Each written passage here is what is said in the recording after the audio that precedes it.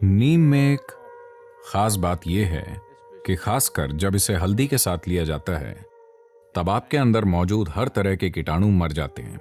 इससे ऐसा असर होता है कि आपकी ऊर्जा पूरे सिस्टम में समान रूप से बंट जाती है और जब आप इस पर ध्यान देना शुरू करते हैं तब आप अपनी मर्जी से अपनी ऊर्जा जहां चाहे ले जा सकते हैं। तो अगर नीम और हल्दी एक साथ लिया जाए तो इसमें शुक्राणु कोशिकाओं को तोड़कर ऊर्जा के दूसरे स्तर में बदलने की शक्ति होती है, जिसे ओजस कहते हैं। जब शरीर की हर कोशिका ओजस में समा जाती है तो आप एक चमकते हुए इंसान बन जाते हैं।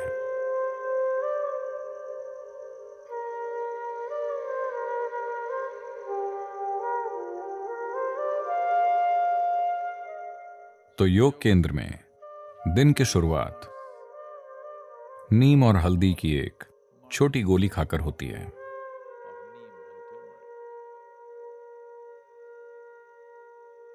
आपके सिस्टम पर इसका जो प्रभाव पड़ता है उसके कई पहलू हैं, पर सबसे पहले नीम का पेड़ जो आमतौर पर पूरे भारत में पाया जाता है, आज शायद दुनिया भर में 10 से 12 अलग अलग जगहों में उगाया जा रहा है। यह मूल रूप से भारतीय उपमहाद्वीप का पेड़ है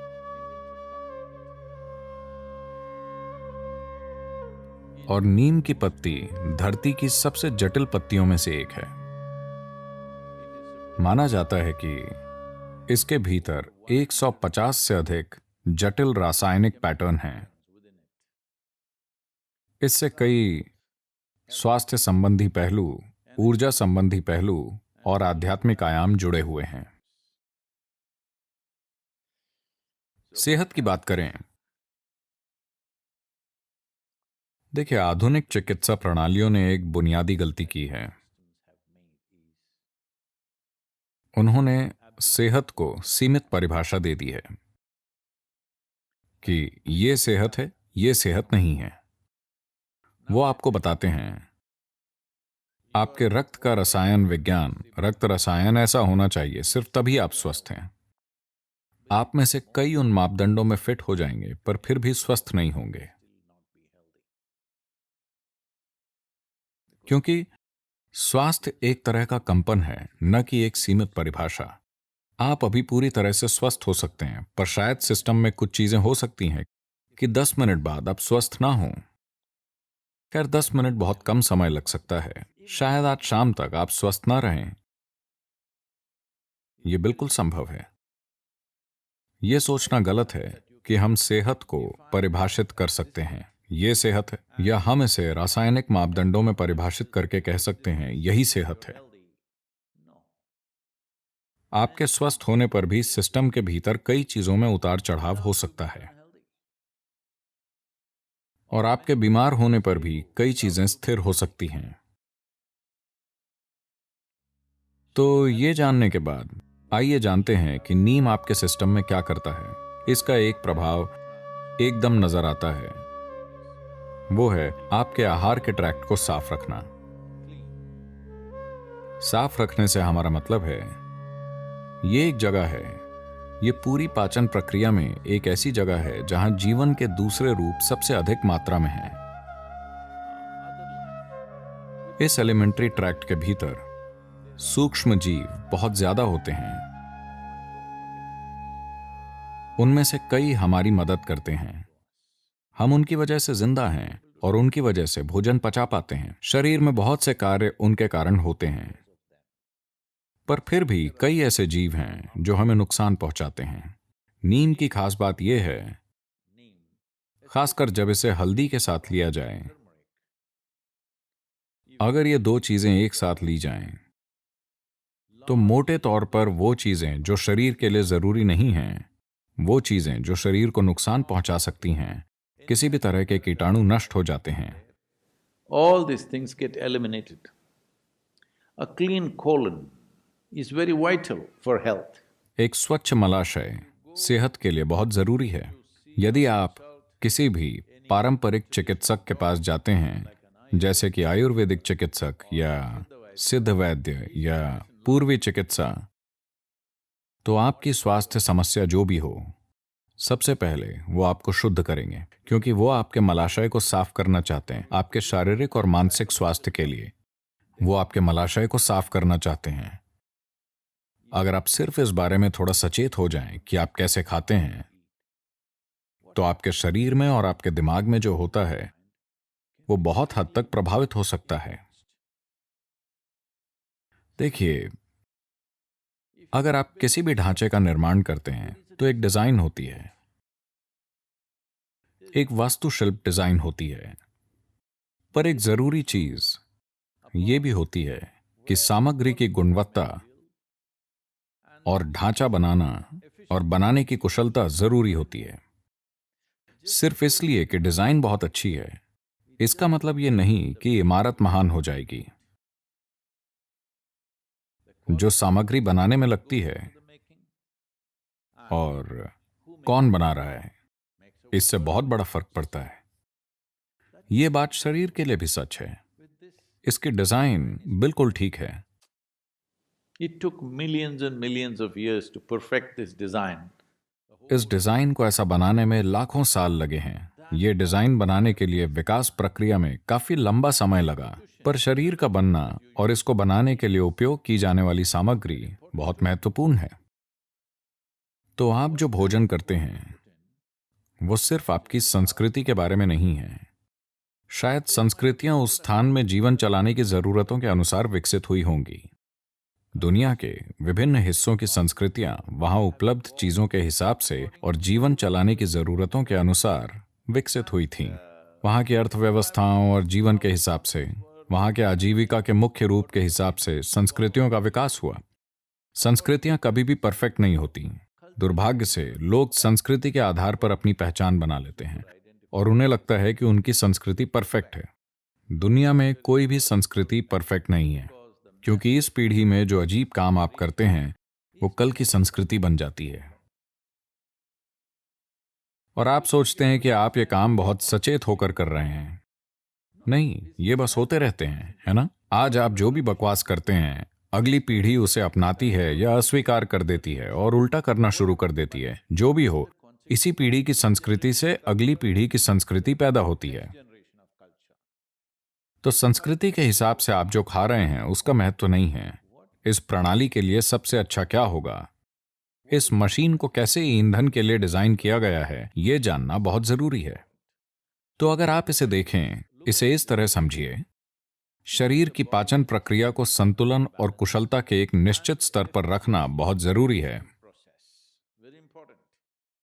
अपने जीवन में आप जितना काम करना चाहते हैं उसके लिए कितना खाना जरूरी है।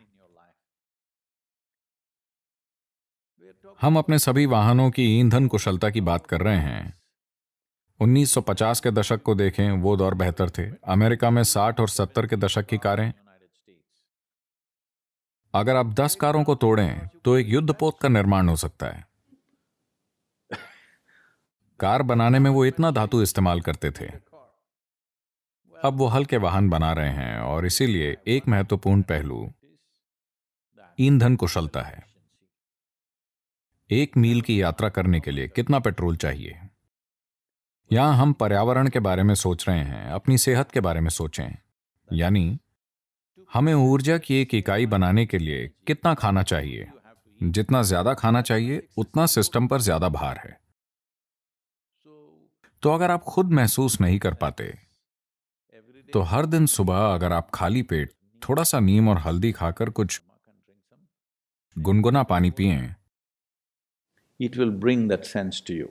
तो इससे आप में समझदारी आएगी, क्योंकि शरीर भोजन के प्रति विशेष प्रतिक्रिया देगा। यह आपको बताएगा कि कब आपने काफी खा लिया है। आप इसे खुद समझ नहीं पा रहे हैं, पर शरीर की हर कोशिका बोलेगी। Because neem and turmeric together creates a certain access to the cellular level. क्योंकि नीम और हल्दी मिलकर आपकी पहुंच कोशिकीय स्तर तक ले जाते हैं कि जब आप ऊर्जा पैदा करते हैं तो ये कैसे बढ़ती है। लोग चाहते हैं कि मैं इंटरनल कंबशन के बारे में बोलूं।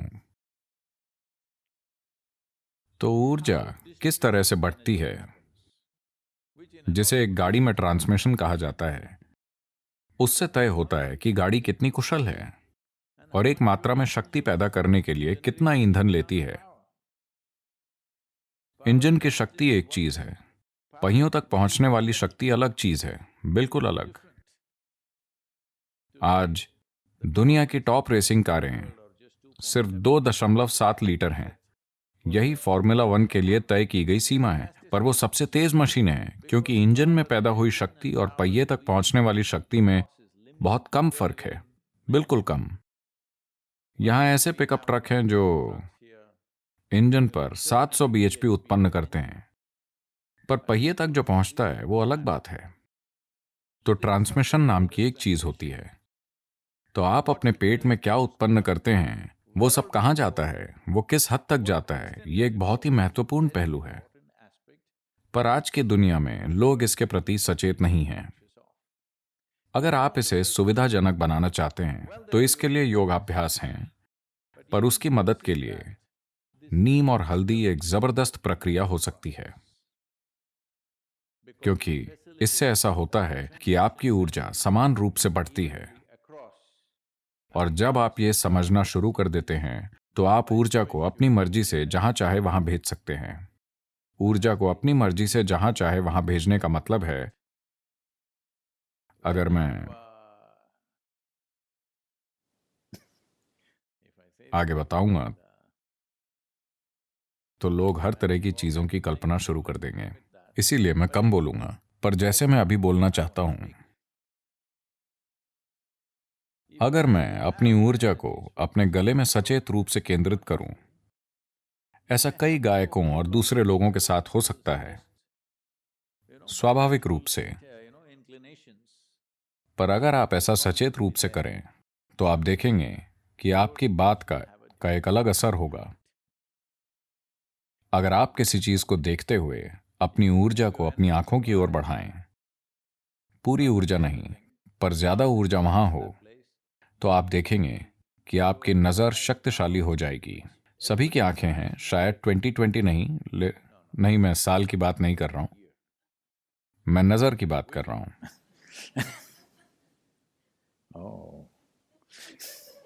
हमें इस नंबर का इस्तेमाल ध्यान से करना चाहिए। 2020 का मतलब लोग ऐसे हो जाते हैं। तो शायद आपकी दृष्टि सामान्य हो पर शक्ति एक सी ना हो। सभी एक जितना नहीं समझ पाएंगे, एक सी गहराई से नहीं समझ पाएंगे। इस तरह कई पहलू हैं। आप अपने हाथों से कुछ करना चाहते हैं, अगर आप अपनी ऊर्जा अपने हाथों में केंद्रित कर सकते हैं तो आपका स्पर्श एक अलग स्तर का होगा। तो अगर ऐसा होना है तो सबसे पहले और सबसे जरूरी बात यह है कि सिस्टम में ऊर्जा ठीक से बटी हो। खाली पेट नीम और हल्दी खाने से इस दिशा में चमत्कार करता है। जो लोग किसी प्रकार की साधना कर रहे हैं उनके लिए यह बहुत महत्वपूर्ण है। इसके दूसरे आयाम हैं। अगर हम इस नीम और हल्दी का उपयोग खाली पेट करते हैं तो एक पहलू यह है कि इसमें आपकी ऊर्जा के एक आयाम को दूसरे में बदलने की शक्ति है। इस अर्थ में योग संस्कृति में इसे अच्छे से समझना होगा। डॉक्टरों का कहना है, कि यदि आप बहुत ज्यादा नीम खाते हैं तो यह शुक्राणु कोशिकाओं को नष्ट कर देगा। यह उस बात का अच्छा प्रमाण है जो हम हजारों वर्षों से कह रहे हैं। देखिए, अलग अलग तरह की कोशिकाएं हैं। आज आधुनिक विज्ञान पहचानने लगा है कि वो कितनी अलग हैं। आपकी त्वचा की कोशिकाएं, आपकी अस्थि मज्जा, आपके शुक्राणु, आपका दिमाग, ये सभी अलग अलग तरह की कोशिकाएं हैं। लगभग एक अलग जीवन ही है। हालांकि वो सभी एक ही जानकारी में पिरोई हुई हैं, वो बहुत बहुत अलग हैं। और एक चमड़ी की कोशिका पैदा करने में शरीर जितना काम करता है और एक शुक्राणु पैदा करने में जितना काम करता है, एक दूसरी कोशिका जैसे न्यूरोलॉजिकल कोशिका पैदा करने में जितना काम करता है, शरीर के साथ ऊर्जा की भागीदारी अलग स्तर पर होती है। बहुत से लोग इस पर सवाल उठाएंगे, लेकिन वो 25 या 50 साल के बाद मान जाएंगे। हाँ, मैं आपको बता रहा हूं। तो मानव जीवन का एक आयाम है। देखिए, मैं चाहता हूं कि आप इस चमत्कार को समझें। कामुकता के बारे में ना सोचें। बस एक ही कोशिका से दो, ठीक है, पर बस एक सेल से आप एक नया जीवन प्रज्वलित कर सकते हैं जो इस तरह यहां बैठता है। क्या ये छोटी बात है? मैं पूछ रहा हूं, क्योंकि लोग अपने सिर में बहुत गड़बड़ कर रहे हैं। वो इसका चमत्कार नहीं देख रहे हैं। बस एक सेल से देखिए जीवन किस तरह अंकुरित हुआ है और ये क्या बन गया है कि नहीं? हमने पूरी दुनिया को आबाद कर दिया है। हमें उसका कुछ करने की जरूरत है, वो एक अलग बात है। तो नीम और हल्दी मिलकर शुक्राणु कोशिकाओं को तोड़ देते हैं और उन्हें ऊर्जा के दूसरे स्तर में ले जाते हैं, जिसे ओजस कहते हैं। जब आपके शरीर की हर कोशिका धीरे धीरे ओजस में लिपट जाती है, अगर आप साधना कर रहे हैं और आपका ट्रांसमिशन अच्छा है और पूरे शरीर में एक सा है, जब शरीर की हर कोशिका ओजस में लिपट जाती है। ओजस का क्या मतलब है? ये है क्या? मुझे दिखाओ। मेरे खून की रिपोर्ट में उन्होंने कहा कि कोई ओजस नहीं है। ठीक है, आपके खून की रिपोर्ट में जीवन भी नहीं है।